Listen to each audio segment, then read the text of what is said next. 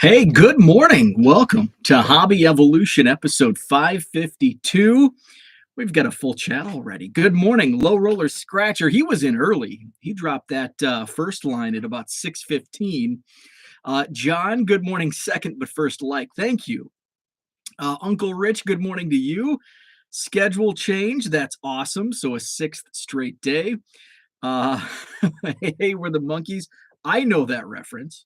I used to watch the monkeys in reruns. I think it was on Nickelodeon, maybe Nick at Night back when I was a kid. So I am familiar with the monkeys and Last Train to Clarksville. I just put this in the microwave. This is actually my third cup of coffee. My third cup of coffee this morning. Retro Russell, good morning. I was up super early because I'm excited to share with you the contents of the last tub. Confirmed. I think yesterday I said I was completely done with all of the tubs. I had kept there ended up being 3 tubs total of just cards thrown in. This was the messiest, and it was sitting in my back seat, and I had other stuff on top of it, so I didn't care because it looked like it was a bunch of junk. Boy, was I wrong. It was the opposite. So I was in the back seat. I ran to the grocery store, picked up a bunch of stuff, and then I realized, oh crap, I have another tub of cards. So I started going through it, and it was one of those things where it's like I'm just going to grab a couple piles and then go do some shipping, do some other things, and I'll just kind of tackle this in pieces because it was all thrown in. So in most of the cards, outside of a couple piles that I pulled out to either sell or put in my quarter boxes, I'm just gonna toss because it's all sports. It's some are like written on, some are dinged, and a bunch are in great shape. But I'm gonna throw them all away because it's annoying because they're upside down, inside out, different ways, and it's just much easier. I know I hate throwing cards away, but it's otherwise, I mean, I could give them away, but I'm just going to throw them back in a box, and they're going to probably be more susceptible to additional damage if they're already damaged. So, Victor's with us. What's up, Victor? Happy Friday. He's on his second cup. Ed, happy Friday to you. Can someone please pitch to Miguel Cabrera? Want to see the smile when he gets 3,000. I love his attitude. He said, I don't care about numbers. I just want to win. How cool is that? Um, Herman, what's up? My buddy Herman, 1 week away. And Herman will be in a plane, Wisconsin bound. Ooh, that's still hot. Card Hobbyist, what's up? Good morning to you. So I just want to say this week I've been tackling efficiency and organization within my eBay store inventory. Victor's also coming up. Jenny's coming over. Zach's coming in. Hopefully we get John, maybe Mark. It's gonna be a blast. Talking about the Madison Card Show next Saturday, April 30th, Sheraton Hotel, John Nolan Drive. Free admission, 9 to 3 of the hours, 120 dealer tables sold out, and I've got a long waiting list. I had another vendor begging to get in yesterday, and he's like, "Don't you have can I get like a small table?" And I'm like, "I'm sorry, I don't. I already have a waiting list. There's like 20 to 30 tables ahead of you on the waiting list. I don't have the space. But hey, May 28th, I'll get in now, confirm now, because if you wait until the week before next month, likely going to be sold out again. Justin, what's up? Good morning to you. Check plus for efficiency and organization. Cooter, good morning to you. Have to start the pre-cleaning lady clean. Dude, I hate those. We have our cleaning days on Monday, which actually our cleaning day is Monday. So I've got from this latest tub that I went through yesterday, I've got to pick up. So my room's in pretty good shape. Usually my rec room's a disaster. I'm trying to keep ahead of the game. Herman's coming in, so I've got to get it. I've got some I'm gonna share. I don't know if I'm going to do a before picture because maybe I will. I've got enough before pictures though. I can probably dig some out, but I've got some new stuff that I'm going to be putting on the wall. So I want to get that stuff hung for Herman, for my guest. Hasbro and Fanatics bringing starting lineups back. I did see that the other day. I'm excited for that just from this. I never collected starting lineups. I have a few. I have like 4 or 5 loose Cubs figures that are just um, on like my TV shelf. And my wife even met. She's like, maybe like we could find a place for these, which I think is code for, can you like put those in a box somewhere? Um, but I am, when it comes to decor, um, I like simplicity. I don't like, I see some man caves and it's just like way too much. Like there's just, I like simplicity. Display like the wait. I sound like I'm coming I sound like a hypocrite. Look behind me. And I'm saying I like simplicity and organization. Um, in there where it's the rec room, I want to display, but every once in a while, like right now, if you go out there, it's like you're not following your own advice because you've got starting lineups loose, starting lineups on your TV shelf. You've got bobbleheads all over, Bo's the get off my lawn guy. I've just got all kinds of crap. And I do like it a little more simplistic in there. So and hit the freaking like button. Thanks, Rich. Thank you. So yeah, so keeping it simple, like yesterday's video. Keep it simple, stupid. Herman feels special now. Absolutely. Rich is chippy today. What's up, John? So I've already noticed a huge difference. By the way, I didn't get that last pile of boxes cleaned up yet last night. So that's a weekend project. Although it's going to be almost 80 degrees tomorrow, so I don't know how much basement time I might get the bike out.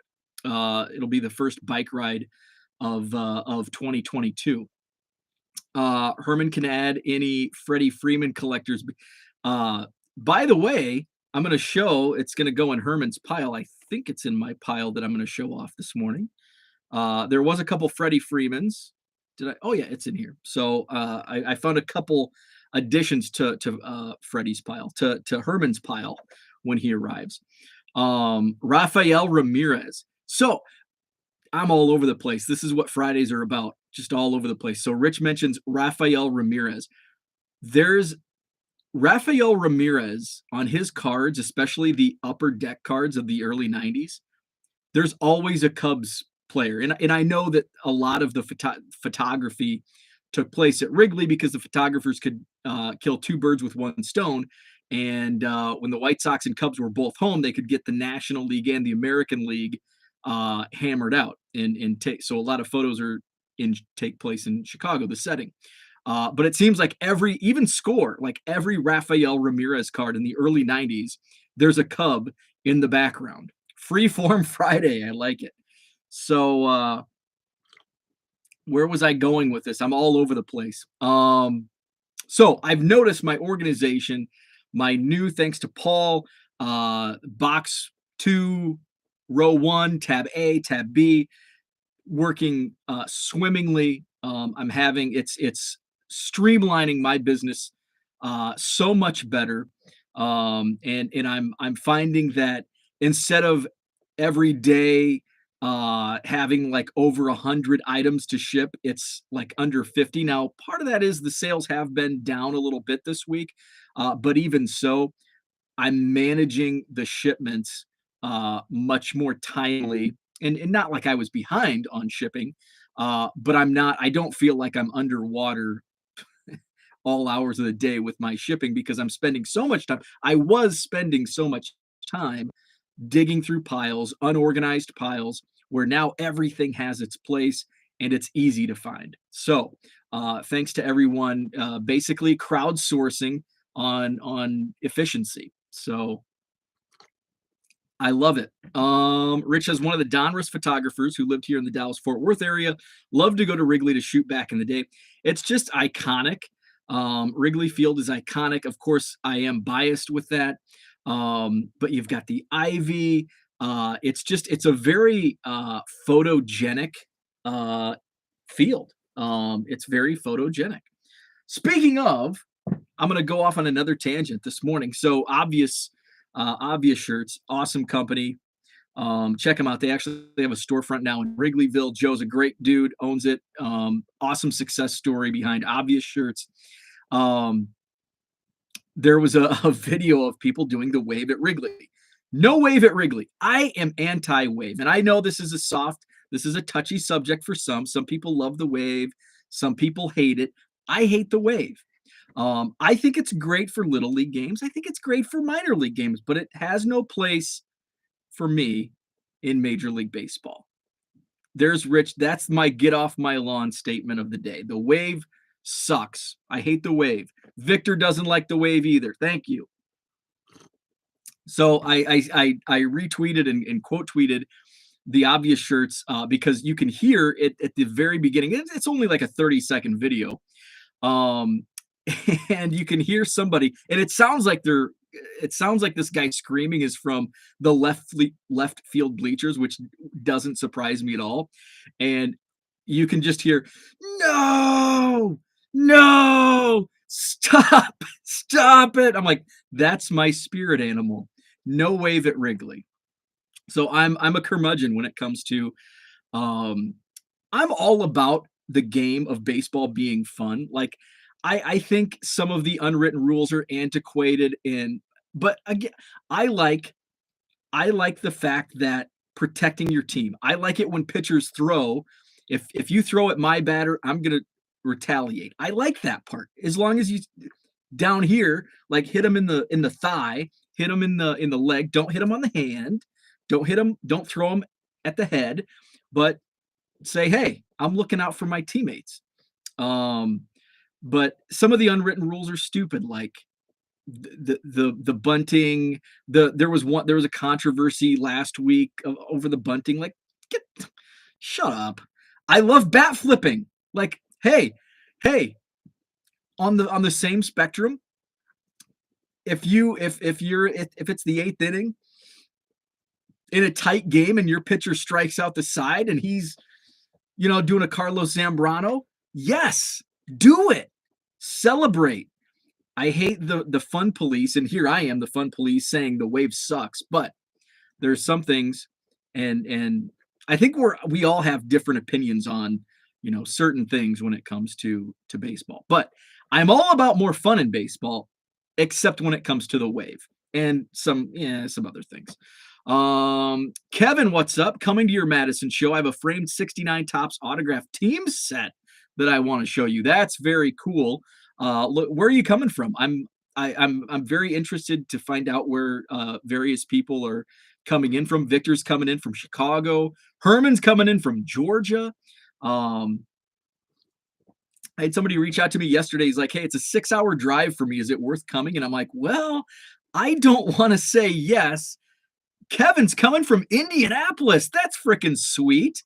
And I don't want to say like he's looking for vintage like 50s and 60s football. And I'm like, I do have dealers that have that stuff, but I don't know. I don't want to say, yeah, drive 6 hours and then you get here and you wasted a day or 2 days if you're staying overnight and they don't have what you're looking for, or it's not priced at what you're looking for. So I asked him, I said, post on the Facebook post. Some of the dealers, may respond with what they have.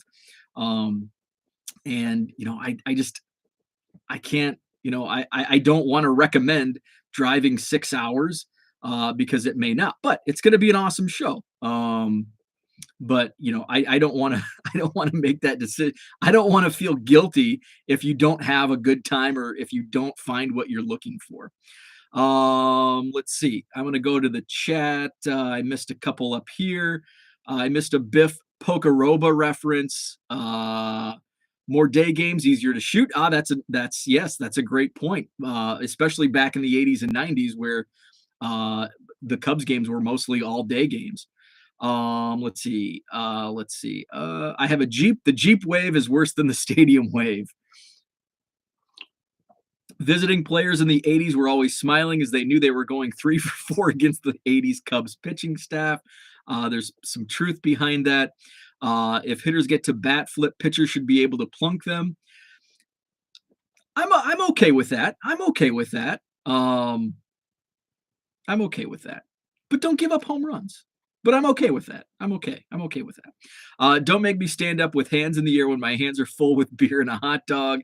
Save the wave to the soccer matches. Zambrano, by the way, was one of the greatest hitting pitchers of the last 50 years. Yes, he was. How awful would that have been if the National League had the DH back in the 2000s, early 2000s, and Zambrano? Because, I mean, it was so much fun. I mean, it was like appointment television when Carlos Zambrano was pitching just to watch him bat. It would have been a shame to not see Zambrano get an at bat. And I'm sure he probably would have been slotted, especially some of those teams. He definitely would have been the DH. Herman says group photo. So what else was going on? Yesterday was busy. I got a lot done yesterday. What's the word I was looking for? It was very I'm drawing a blank here.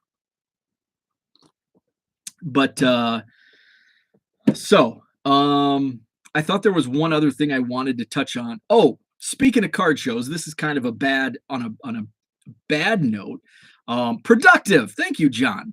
That's the word I was looking for. I was very productive yesterday. Speaking of the card show, be on the lookout and check out Breakout Cards. Ryan Nolan, awesome channel, awesome dude. He shared a video yesterday, and it was one of those. I think I had shocking in the title of this video.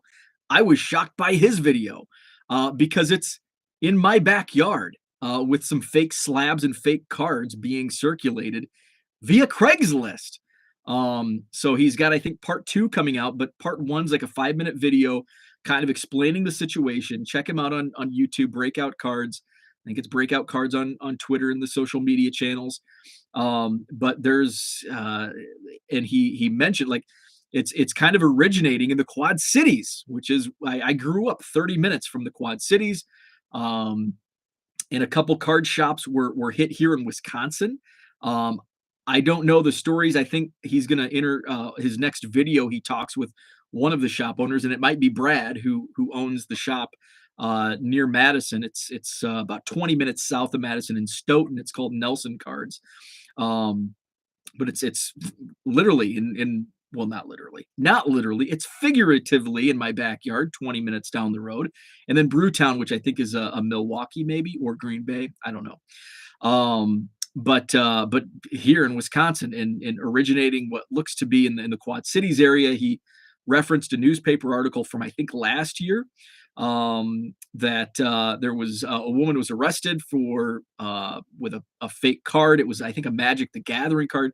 She was from Davenport, Iowa, and it looks like that's where some of these listings are from. One of my dealers even mentioned it, replied to Ryan's video, that he saw it on Craigslist. And now it's like, I need to be checking Craigslist more often because I didn't see these listings, which I'm not into. Maybe I did see the listings. I'm not into slabs, so I didn't think twice about it. That could have been the case.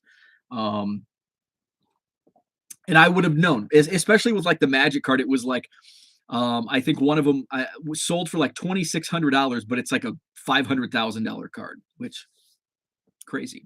Johnny Boy Cards, what's up to you? So be on the lookout. And I'm gonna actually post, as soon as I end this video, I'm gonna post the link to Ryan's video on the Card Show Facebook page, so my dealers and customers are aware that some of this has come up, because I think they did what they did.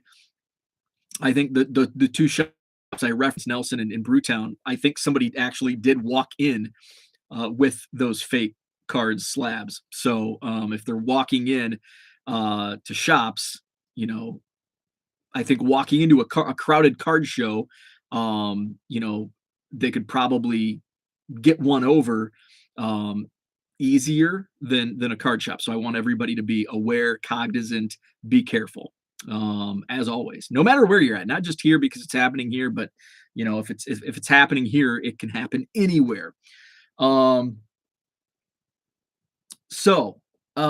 Yesterday I bringing the groceries inside and realize there's a tub, and you see the thumbnail, and that's the tub. And I looked at it and I kind of like, I think originally when I brought it home and was aware of what this tub had, I'm like just kind of browsing, like, okay, it looks like a bunch of junk. It's probably banged up. It's going to be the last thing I bring in. And I think I talked recently that this third pallet from Goodwill didn't have those big hitters. The first pallet had the Mike Trout rookie card. It sold for $600. The second pallet had a rare Marvel promo card. It sold for $400. I didn't have any of that in this third pallet. I think maybe the most expensive card, maybe that rare Dwayne Wade Marquette card from his freshman year, maybe a $50 card. So there wasn't, but there was a lot of like $5 and under cards. Uh, but but then in this last tub that looked like it was worthless and a bunch of junk, I was surprised. You could say I was shocked by the contents. So I'm going to share what was inside. If you saw my Twitter yesterday, I did share a couple of the items. Straight Execution says, if you haven't bought Ryan's book, I recommend you check it out. Great content for all collectors. Yes, Spotting Fakes is Ryan Nolan's book. Awesome, awesome stuff. Thoughts on the Padres triple last night? I did not see that. I'm not aware of the Padres triple last night. So I started digging through into this tub, and it's like I said earlier, it's all like just thrown in. Like literally, it looks like somebody just like a kid threw all his cards in this tub. Like, I don't want them. I'm just gonna throw these cards in a tub. And there was junk wax. So there was some 80s night, there was some 70s cards, there was some newer stuff. And so I'm just gonna spend like 10 minutes. I'm gonna dig through. John's referencing the triple last night. There's the link. I'm just gonna dig through. Well, maybe the second pile in, there was a Kobe. And I'm like, hey, if there's a Kobe Bryant card, what else is there? Now, it's not like a rookie card. It's not an early card. It's from 2005. But I'm like, if there's a Kobe, the other tubs had a bunch of Jordans. There were probably a dozen Jordans in each of the other two tubs. So I'm like, hey, if there's a Kobe, there's probably some Jordans. Because initially I saw this tub and it's like, I'm just going to dump this all and throw it all away because I don't want to spend the time to dig through all this crap, especially if it's all junk wax and not just junk wax, but worthless junk wax. Like if it's banged up, beat up junk wax commons, I don't want to spend the time looking through this. But it gave me a little, okay, there's a Kobe. There might be some, that'll $2-3 card. And most importantly, it's not beat up. Like I check the corner. That's the first thing I look at because usually when they're tossed in these tubs like that, the corners just absolutely get destroyed. The funny thing is, it must have been fairly recent because it hadn't been moved. It appeared this tub hadn't been moved around too much because only the older cards, like the junk wax cards, were really beat up and banged up. Well, they're older. But some of the newer stuff like 05, and then as you get into the more modern stuff that was in there, was not beat up. And then another early card, and it looks pretty decent.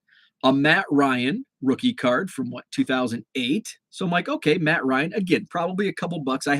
Most of these I haven't comped out. So some may be worth less than I expect. Some may be worth more. This is a card I pulled out from 2009. Mickey Mantle. I don't know if this is like a variation or if this was part of the set because I do know it varied. Rich can probably help me out. This is probably just a base card, number 7 from that 2009. And then what got me excited was I saw these. I saw the platinum, the diamond anniversary from 2011. What was in 2011? Mr. Mike Trout. So now my heart's starting to beat a little faster because now I know there's 2011. And so this is Ricky Henderson from Topps Update. I don't know if this is a variation or if this was part, because I do know in 09, or this is 2011, but I know in 2009 they had legends. They had legends as the variation. So this is Ricky Henderson. This is a really cool card, diamond anniversary. Then there was, I think this is the cognac of Roberto Alomar, also from 2011. Then there was, and this is going in Herman's pile. How about this? Dale Murphy, who Herman just talked to the other day. So Herman, this is going into your pile. 2011 cognac, Dale Murphy. He's about to show us the Howard the Duck parallels. Hey, by the way, watch my Howard the Duck pack rip. I'm going to put another nostalgia break later today. Haven't decided which pack I'm going to open, but there will be another nostalgia break. This is a camo variation. This one does have a corner ding. 2013. It's Fernando Martinez, numbered to 99. So that's probably a dollar card. I haven't looked at this. This is from 2014. It's a Derek Carr special edition chrome rookie from Topps Mega. It is refractor-ish, but it doesn't say refractor. I don't know if it is or not, but I'll have to look up comps on that. Derek Carr rookie chrome. There was this. Oh, this is numbered 1,000 from 2006. No real stars on here. Well, I mean, Jake Plummer was a star for a while. Tatum Bell, Ashley, Lili, I don't know how do you pronounce it. Then there were some autographs and relics. AJ McCarron, Topps Valor, I believe, numbered to 99. So that's pretty cool.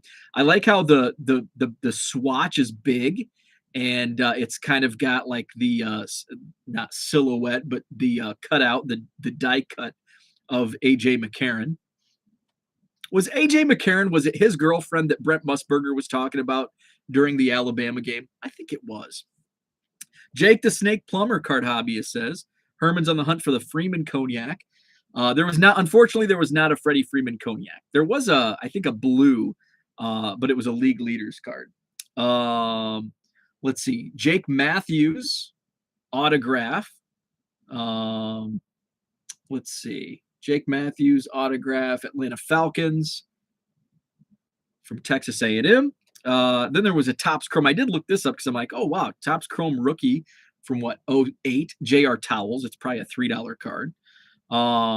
She was an Auburn gal. Okay. And I think they're married now. J.R. Towels. Then we got another relic from Allen and Ginter, Cody Ross. This says game used memorabilia, so it's like maybe a piece of bat, or probably just a piece of wood table out of the Topps manufacturing facility that they no longer use. Let's see, John, I think there was even more bizarre Larry Milbourne Yankees inside the park homer. Jordan Matthews, this is pretty cool. Rookie with like the helmet, the Eagles helmet. That's a cool card. I found this interesting. I didn't actually see. I saw the back of the card first, but it's Chad Hermanson, Classic Best from 1995, and you're like, well, that's just a common. What I like is look at the back, and I'm sure Rich has seen these. It's from the National Phoenix edition, but it's the 16th National Sports Collectors Convention, 1995. In St. Louis. So that's pretty cool. Chad Hermanson. Odell Beckham rookie card. So now getting into the rookie cards. And again, there were 2011, there was some 2012, 2013. I'm like, every time I pick up a pile and I see like a cognac or a diamond anniversary, I'm like, what if there's a Trout? I'm going to spoil it. There was not a Mike Trout rookie card in this. So if you're watching expecting a Mike Trout rookie, there was not a Mike Trout rookie card in here. Xander Bogaerts rookie. But again, there was a lot of like smaller, like some of these are more than $5, but Xander Bogaerts. This is cool. It's pretty beat up, but it's starting lineup 1989, Bo Jackson. There was some Sports Illustrated for kids. Kristen Press women's soccer cards sell pretty well. It's looks like it was cut by a kid. And then there was a Jordan, is it Weber or Weber gymnastics? So just a lot of random stuff. Brock Holt cards, by the way, sell really. I had like a huge pile of Brock Holt Bowman rookie cards, and I sell them like constantly. I'm down to, I think I may have sold the last one this week. But this is a Brock Holt blue rookie card when he was with the Pirates. He's played for a ton of teams, but he still sells. It's crazy. I don't understand the Brock Holt love. Rich and Brock Holt share a birthday, so I'm guessing. Oh, so Rich, you and I are very close to sharing a birthdays. June 11th. My birthday is June 6th, so we have very close birthdays. Here's another rookie from that era, 11, JD Martinez, another Topps update from 2011. He looks younger than you. Here's a Jose Altuve rookie. This one does have some damage to one of the corners. I think the by the rookie shield, that corner down at the bottom. Yeah, D-Day. I share a birthday with my Twitter buddy Brooks Kieschnick, former Chicago Cub. JD was a $20 card at one point, yeah. And Altuve, yeah. So these are some decent cards. What's up, DR? This show is the only thing I'm doing electronically today to conserve energy for Earth Day, but I wasn't. Well, thank you. That means a lot. Bryce Harper Topps Gold Cup, rookie Gold Cup from 2013. This was, how about the timing on this? Blue Parallel, 2013 Topps Miguel Cabrera. So this was, the timing was right on this. Very cool. This is unique. I've seen a lot of samples, but I've never seen this particular. This is platinum red, Tony Clark. It says sample across it. Now, I've seen a lot of samples from this era, Pinnacle, Donruss, and those, but on the back, it says sample, but it's numbered of $39.99, but it says promo of $39.99. So I might have to get Rich's comment on these cards. I'm not too familiar with these promos from the 90s, but I've never seen one of these platinum red promos numbered like that. So of $39.99, Tony Clark. This was probably my favorite. Anthony Rizzo rookie card from 2011 Topps update. That was a loaded set. 2011 to 2014, actually even going into 15, had some loaded rookies. So Anthony Rizzo, San Diego Padres. This one was a little, this will go in my personal collection. Does not count as a Cubs card, but it does go into my personal collection. I keep random, like I've got some Jake Arrieta first Bowmans and rookie cards when he's with the Orioles. Let's see, what else? Trying to think of who else some Andre Dawson. Like I've got an Andre Dawson rookie in a second year card, but I don't like actively seek those out. If I find them in collections, I put them aside, but I don't seek them out. John says promo cards are tough. I have a ton of 80s promos. Travis has been listening for a while, finally able to catch some live. That's awesome. Thanks, Travis. Let's see. This was probably the biggest card hit, maybe. Bryce Harper rookie card from 2012 Topps update. This I did comp this one out just to see. I think at one point this was a $40 or $50 card, kind of like when Rich up in the chat mentioned Altuve was around 30 and Martinez 20. I think you can slash those prices in half. Much like the Harper, I think at one time was $40 card. It's around 20 now. but it's in good condition. The corners are nice. There's no creasing or any damage to it. It's also nicely centered. I think I showed off. This is another rookie gold cup for Harper. Paul Goldschmidt. This is about a $12 to $15 card. I've sold a couple of these that I found it in the last Goodwill pallet. So Paul Goldschmidt rookie. I didn't comp this one out, but a Manny Machado rookie card from 2013 Topps. This is probably, I don't know, what, $10, $20 card. I'll have to comp it out. This was the closest I came to a Mike Trout rookie. It's the Gold Cup. And somebody mentioned, I posted this on Twitter last night. Somebody mentioned that's the so close look that Mike Trout has on his face, the expression on his face. If Harper is 20, Machado is probably 10 to 12. Yeah, probably. Yeah, I think, 10 to 15.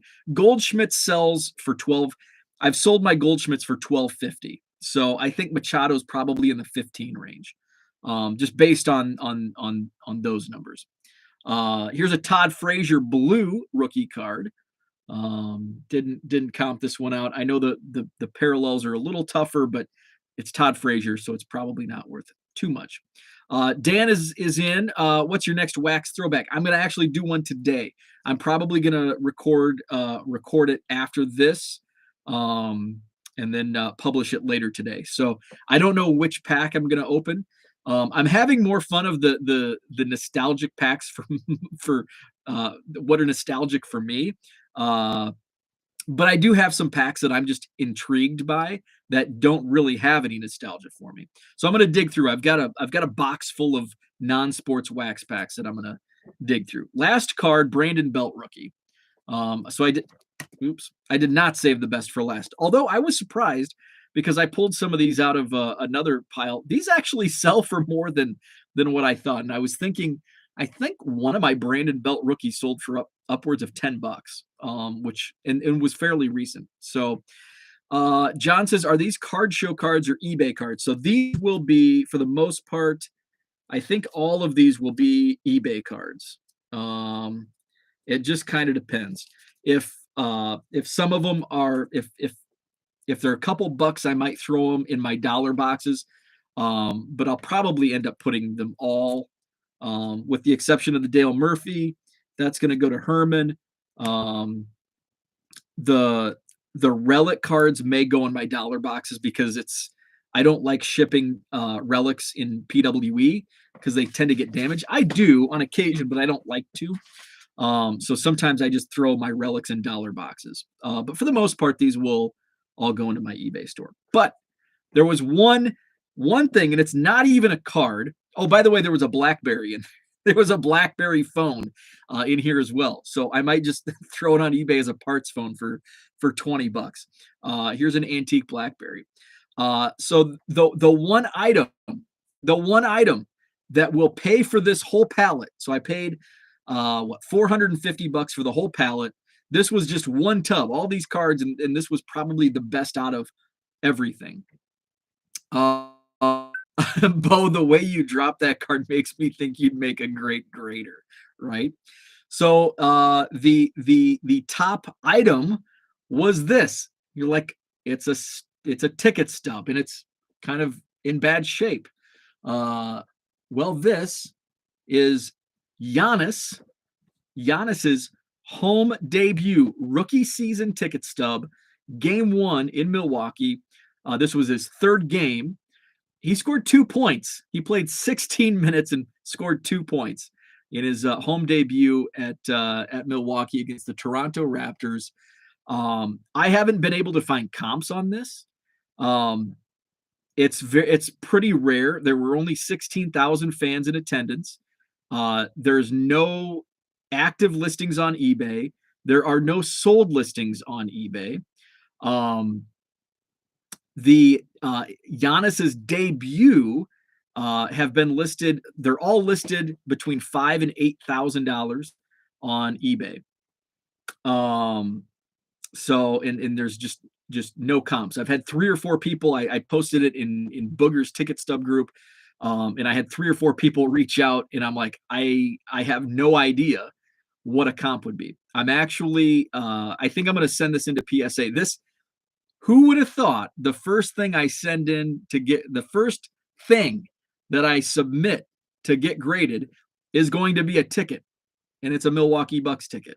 Um, so, so yes, so I have no idea what this thing sells for, but the debut his debut tickets are actively listed on eBay for 5 to 8 thousand. This is a little more rare because I think his debut was at Madison Square Garden, so there were more fans in attendance. 16,000 in attendance at was it Target Bradley Center. So we'll see. Hey, it might only be a couple $100, but it might be a couple $1,000. I don't know. But I do think this will sell for more than what I paid for the entire pallet. So I think this will sell for more than the Mike Trout rookie card, more than the Marvel card that I pulled in the second pallet. So we'll see. Giannis rookie home debut ticket stub. John says maybe the BlackBerry has a copy of an electronic ticket on it. Probably. I never owned a BlackBerry.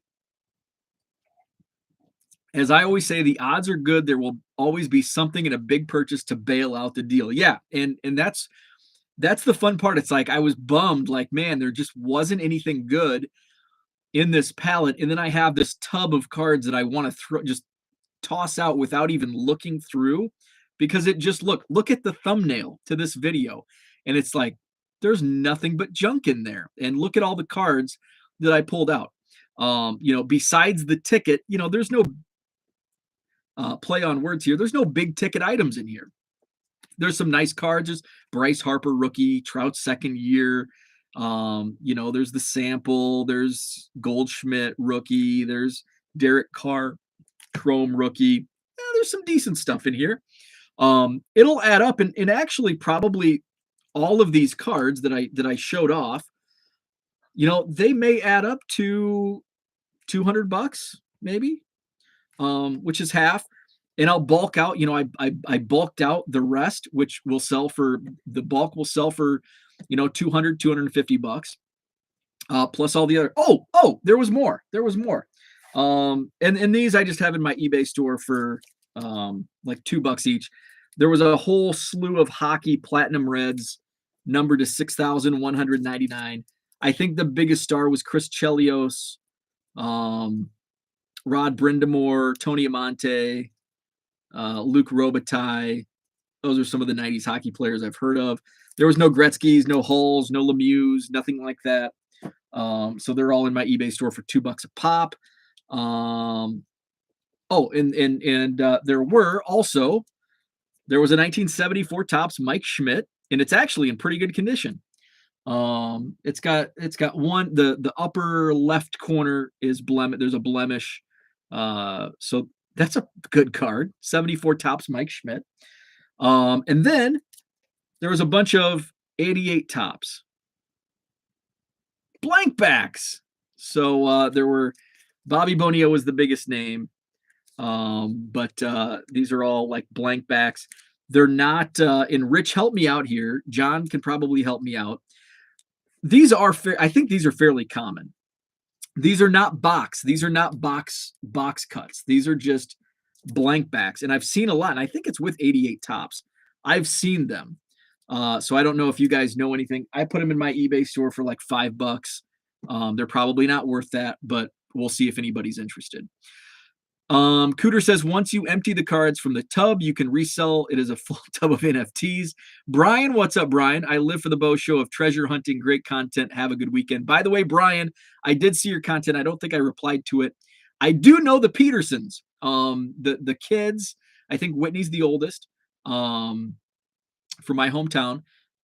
She was younger than me, but here's my, I sound like I sound old here. I know their mom, Mrs. Peterson. She was a teacher when I was in school, so I know Gina, and I know of her kids, but again they were a lot younger than me, so I didn't go to school. They were in Whitney may have been in junior high when I graduated, I think. First solo card for Schmitty. Yeah. 88 blank backs and wrong backs are more common than most years. That's what I thought that. Because I do recall seeing 88 tops blank backs. And there's also, I have a Sean Dunston where it's, and when I was looking on eBay for these, there was there like the where the front and the back like mesh, and I have a Sean Dunston. I'll have to show it off. It's been a while since I've tweeted it out. It's a really cool card. It's probably one of my favorite Cubs cards because it's such a wild card. Ones from the 70s are more desirable. Brian says, yeah, she's the oldest. That is awesome on the ticket. As noted, Bo has the future as the get off my lawn guy. I'll take that. I think I can handle that. I think I can handle that job.